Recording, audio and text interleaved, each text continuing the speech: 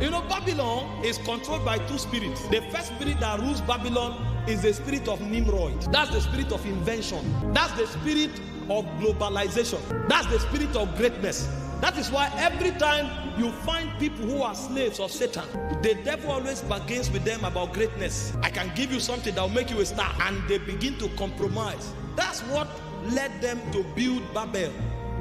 It's the spirit of Nimrod.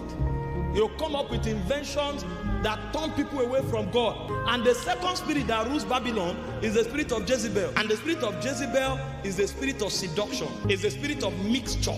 And it's the spirit of corruption. So if you are not taught how to overcome spirit cities, when you now go out to represent Jesus, you will now meet things, inventions that will be used to bargain your allegiance. Opportunities, doors of greatness. God makes men great. He said the Lord gave his word. Great was the company of them that published it. If you serve God, you'll be great. I've not called the seed of Jacob to seek me in vain. But God is not the only one that makes great. And so when the spirit of Nimrod is at work, it will give you opportunity for greatness, but you must compromise. If compromise is the basis for greatness, know that you are in Babylon. It doesn't matter where you are in the physical geography. In the spiritual geography, you are already in Babylon. And then if corruption and seduction becomes an operating system, the only way you find pleasure, happiness, and relevance is when you are perverting the ordinances of God, or you are walking in corruption. Know that you are a citizen of Babylon. You are not yet in Zion. So a generation must be raised to know how to fight spirit cities. The ways of Babylon. The ways. The first is that you will be compelled to speak one language. That's why even in church today, they are forcing us to speak the language of the world. You know, when some of us show up and we start fighting some of these things, people think you are just trying to be difficult. They want us to dance the way they dance in the club. They want us to use words that they use in the gutters, on the streets, to show that we have understanding. It's a spirit. They will compare you to pick up slangs from the gutters. You don't even know what it means. And you'll find Christians, pastors, musicians using those slangs and using all of those language. Because when you start speaking their language, you adopt their identity. And that language may not be what you verbalize. It can even be a way of dressing. That's why we tell our sisters here, who think until you dress naked, you are not beautiful. It's Babylon. It's a language. The way a generation dresses is a language. It's Babylon. That's why when God wanted to destroy Babel, he scattered their language. Because if they speak one language, they want to find God in things or themselves, and they will neglect the living God. So from dressing to talking to lifestyle, all of those things are a language. It gives you an identity so that when the world sees you, they will not be able to tell the difference. Number two way of Babylon is that your focus is not the will of God, it's greatness. There are many people who are doing ministry today. They don't care what God says. They don't care what God's agenda is. So long as they feel relevant according to the standard of the world, that's fine. So you find people doing things dislocated from destiny. An intercessor wants to be an evangelist online. An evangelist wants to be a politician. An apostle who should be in the mission field wants to become. People are just dislocated. An apostle is a psalmist. Because anyone that looks as if it will give you visibility, the next thing, you have become a new creature and you are doing it. So a man who should be praying on the altar, you'll find him online, opening platform. He's trying to be known. It's Babylon. And the problem is that you may succeed in it. But the more you succeed, the more you discover you have wandered away from God. Somebody who should be a singer, come and sing. He said, no, singing is not working. I want to open my church. Somebody who should be opening churches in the village because God equipped him to be a missionary. He said, no, the village is not working. Me too, I'm coming to city center. And he comes to city center. In 3 months, he has borrowed money from all the borrowing platforms that is in that city.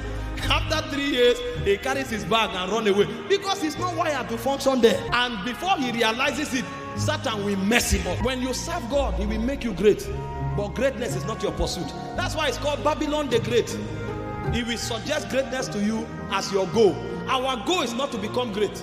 Our goal is to fulfill the will of God when our time is over. I'm not telling you to become a mediocre. You know, we advocate for excellence, influence here, because it's a necessary tool for advancing kingdom. But that is not our priority. Everything that greatness looks like is a tool for advancing kingdom. Number 3 way of Babylon is a change of identity. Anything that puts you under pressure to hide your identity in Christ so that you are accepted or you are given an opportunity is not God. It's Babylon. Babylon will force it down your throat. Somebody told a story. A woman wanted her son to go for all these holiday camps, and she was so troubled. In fact, she called some pastors to pray with her because she was afraid that if the son goes there and they discover she is a Christian, they were going to be taunting him, frustrating him. So the son went for the camp and came back. The woman was happy, trying to find out what happened. Hope your confidence, hope you have not been, they didn't insult you, they didn't do anything. The son said, no, don't worry. Nobody noticed I was a Christian. He adopted the identity of the world and managed it perfectly. Some of you saying, here, if we go to your office and we call you man of God, people will turn, who?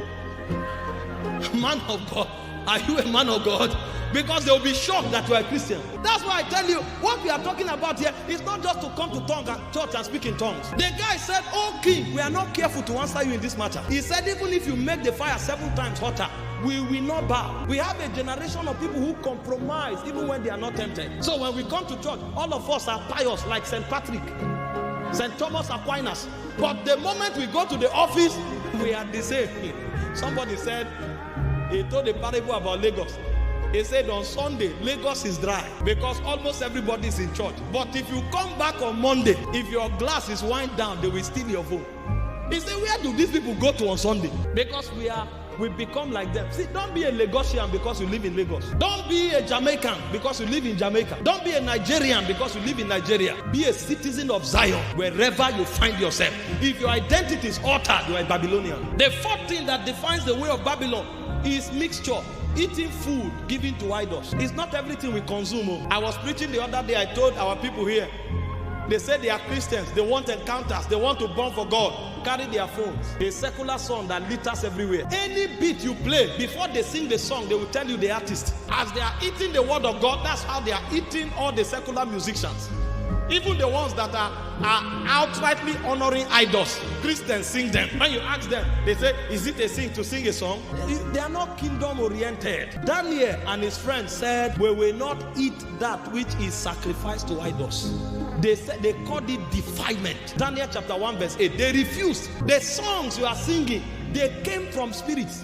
They were inspired. You think they just sang because they were gifted? Why do you sing some songs here and you start praying in tongues? Because those songs come from altars that generate energies of the spirit. Who told you that you sing some song, you will not start feeling like committing immorality? Who told you that you will not sing some song and your fire won't go down? Who told you men originate songs?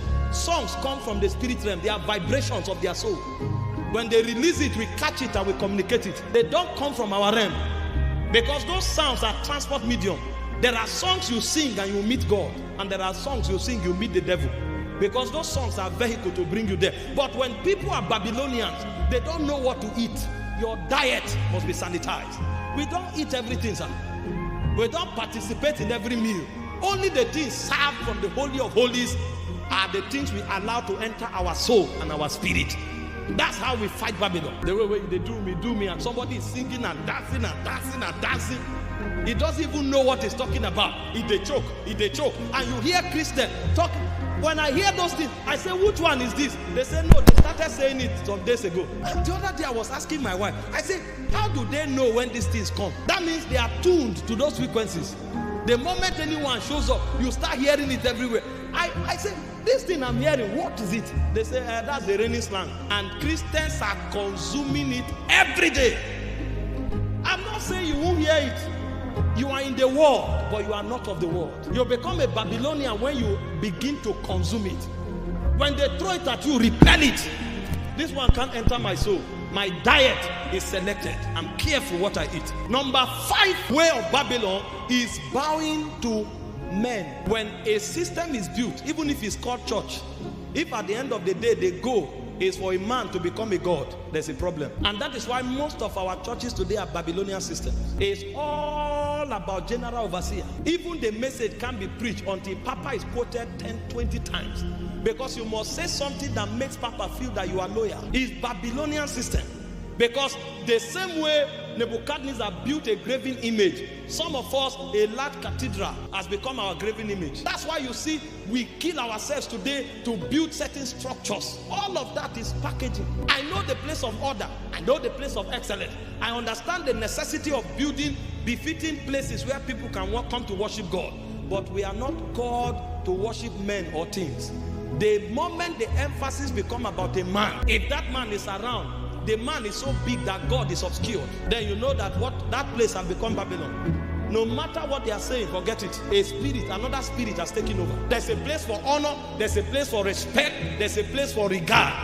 But men cannot take the place of God. But unfortunately, most of the institutions of the world today is all about men. It's not about God. It's Babylon. See what Jesus told the Pharisees. He said, you travel land and sea to make a proselyte. That means a young disciple. He said, but you make him twice the son of hell than he was when you met him. We pick people, we say we have won them to the kingdom. At the end of the day, they become our slaves and worshippers. Tell people to pray, they can't pray. But they can come and wait for man of God for 10 hours. Something is wrong. It's Babylon. Number 6, manipulation and witchcraft. You know the way Babylon works? It will bully you to worship it. That's why when the boys refused, they cast them into a furnace that was 10 times hotter. The system we are building today, if you dare the man of God, you are finished. He will kill you. I'm telling you, it's not a joke. First, they will preach messages that will make you become, you will be obscured. They will destroy your life and ministry with sermons. The sermon will make you worse than Judas Iscariot, so that nobody has anything to do with you. And every power they have to shut you down, from their colleagues to their resources, they will do it until you are so frustrated and useless. It's either you come back begging like a useless person, or you are wasted, and they will use you as an example for others. It's Babylon. They will throw you into a furnace that is 7 times hotter because you refuse to bow. I'm telling you what we have today. Daniel thrown into the lion's den. Shadrach, Meshach, and Abednego thrown into fire that was 7 times hotter. And if you are not taught how to survive Babylon, you will know that it's in the fire that Jesus appears, and you will bow before you are thrown in. Listen, honor men, respect men, serve anybody God places you under. Never come under the temptation of worshiping men. Whatever happens to you, receive it. Die serving God. You will be a gallant soldier. And trust me, everybody who stood their ground, when they are in the fire, Jesus appears. The ones who fail are the ones who compromise. And this is not just church. Politics. Go and check some of our brothers who are serving their organ. You serve for 6 years. All of a sudden, cases start coming up. That's when you are arrogant. That's when you are a thief. Because the organ will make sure you are not settled. And at the end of the day, if he's compelled to settle you, he will settle you in a way that you will never prosper. They'll give you a shop at the end of the town. They'll see somebody serve for 7 years. He is settled. He can't become. Because the whole idea of the settlement is to relegate you to nowhere. Because they always see you as a competition. Is Babylon dominated every system. We must fight these things if we will fulfill God's agenda and serve his purpose. I will take time to do a thorough teaching on all of the spirit cities, because there are many. There is the Roman Empire, there is the Assyrian Empire, there is the Ottoman Empire. See, you don't know the systems that govern this world. The reason you have not risen, this is why. You don't conquer Egypt, you don't conquer Babylon, you don't conquer. Assyria is a system that war you until you are wearied out. So you'll find certain challenges that come to you every 6 months. It will hit you for 2 months and go back. Come again, hit you for 2 months and go back. Hit you. The idea is to weaken your strength until you come to a point where you just give up. Satan doesn't need to come. You yourself will say, no, this thing no dey work. That's why some people started, they said they are evangelists, they became teachers, they became apostles. After 10 years, they say, Kai, please, is there any business here where they sell water? I want to be a businessman. Some people enter politics. They tried House of Reps, they tried chairman, they tried councillor. At the end of the day, no one. They say, wait, come. Politics, leave politics alone. No. They start advising others, don't go there. They look for something else to do. Don't run away, fight. Fight, fight. The battle is don't give up. It's not about winning. When you stand for a while, Satan will leave you. They will know that this one, your skin is thick.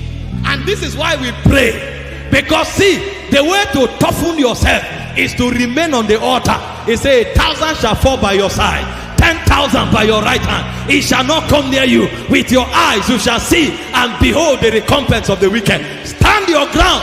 Listen, find out the things that toughen men. Toughen yourself. Because it's either you make it or you make it. But you must make it. Because this life is lived once. I'm not going back to my creator with excuses. No way. No way. I was given opportunity once, and I will make sure that opportunity